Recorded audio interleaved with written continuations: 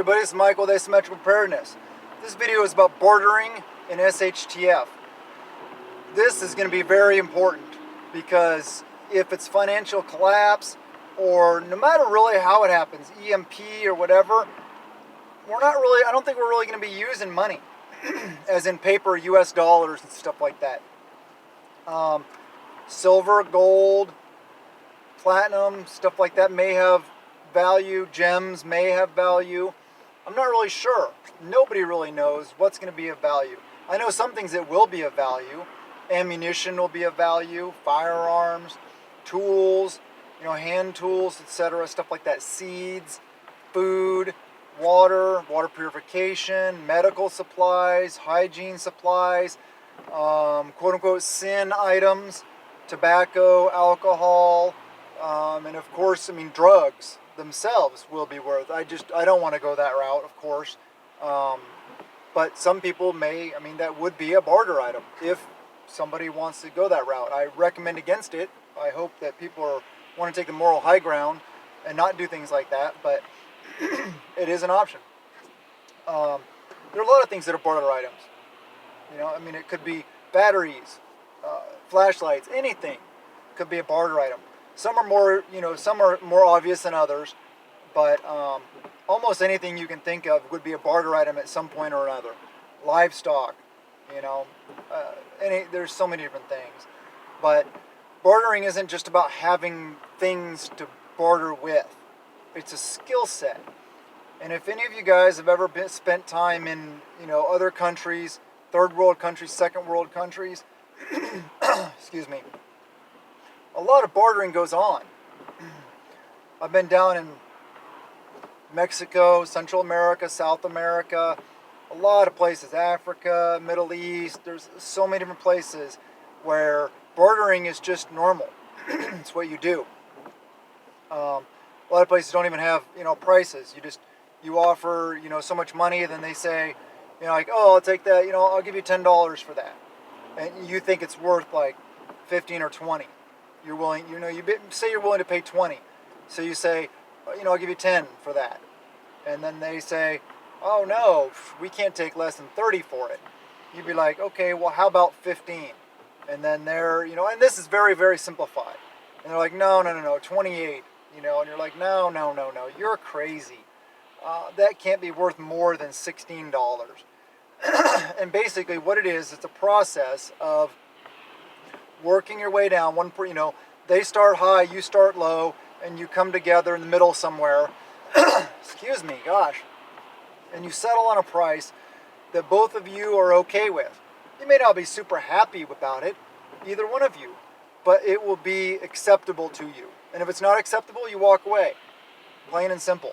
Find something else.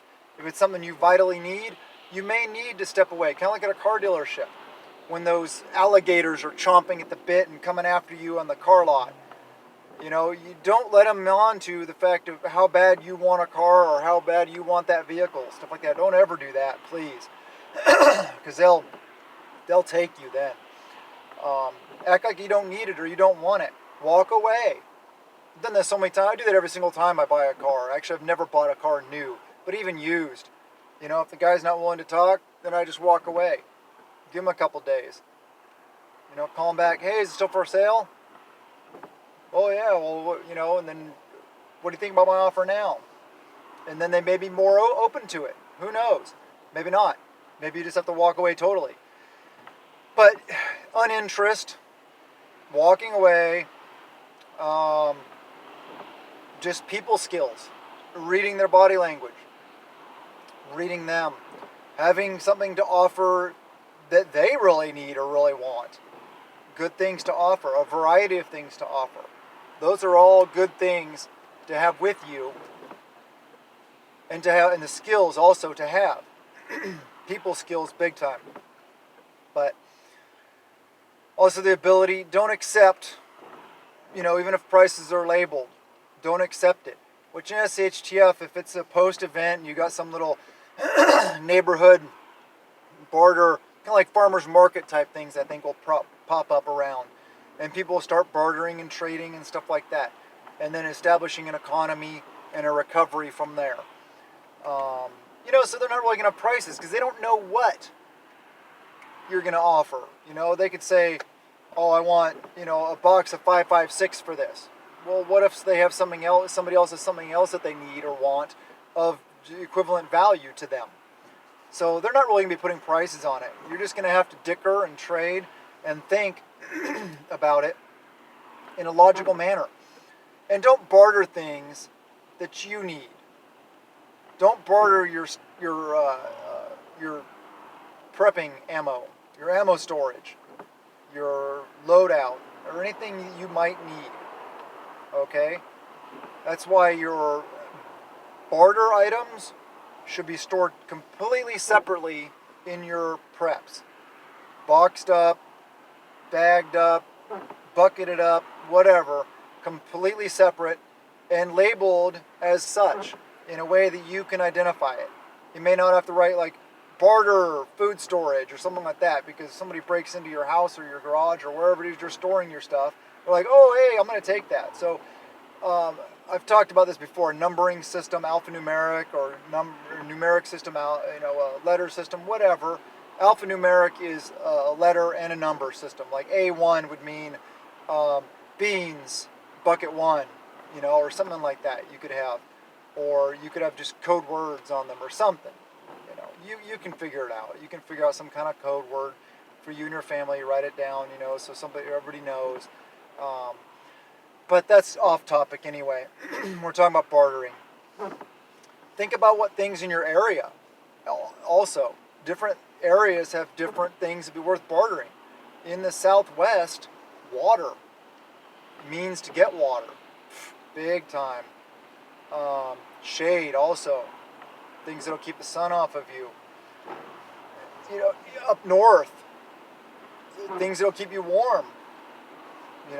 Fire-related things. Things that burn. Things that keep you warm. Jackets, coats, hats, all those kind of things. Really good winter boots. And I'm not saying we can all afford to stock all this kind of stuff for bartering. But just think about it. Also, like, for one item, like we were talking about boots. When you wear out if you wear out a pair of boots completely worn out, well, then throw them away. But if you switch to you get a new pair of boots and your old ones are, they're a little worn out, but they're still usable. Maybe, if your soles are falling off. That's why I love shoe goo. Shoe goo your soles up really nice. Let it sit. Check your laces. Maybe throw some new laces in there, some 550 cord laces or just a new set of laces. Shoe goo them all up really nice. Repair any other defects in it or wear that you can. Maybe shoe goo a patch over the side. It's whatever you have to do. Get them up where they would be usable for a period of time.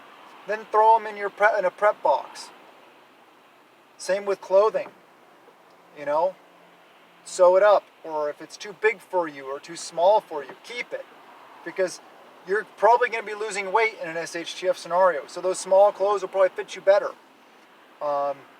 Big clothes, bartering, and to give to others that you run into, to help others.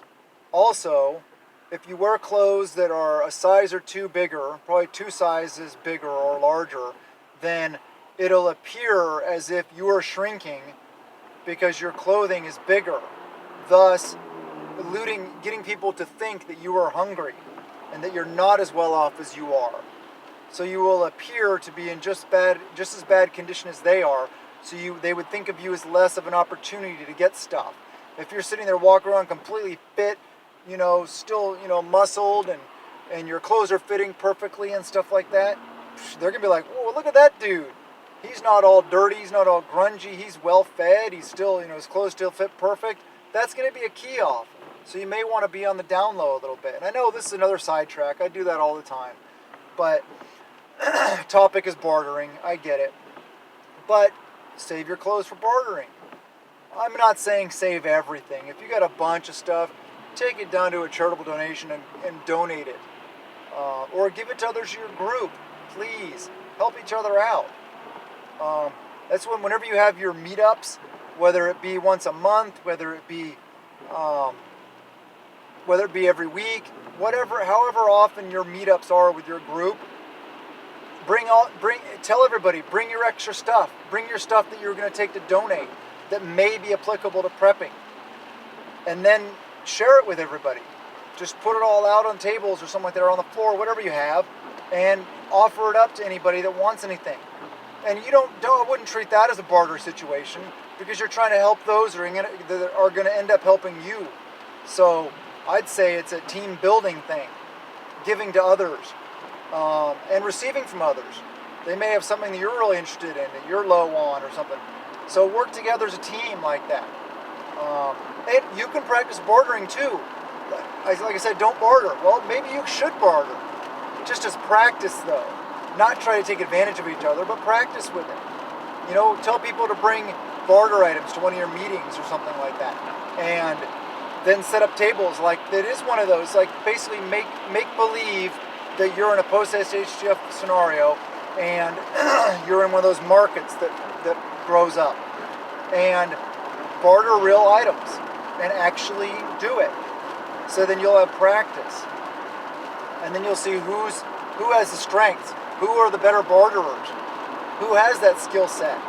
So then you can be like, oh, hey, cool.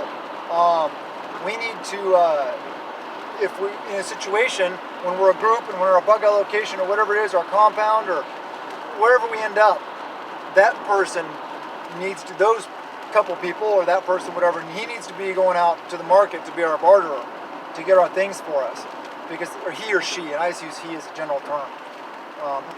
That person needs to be the one.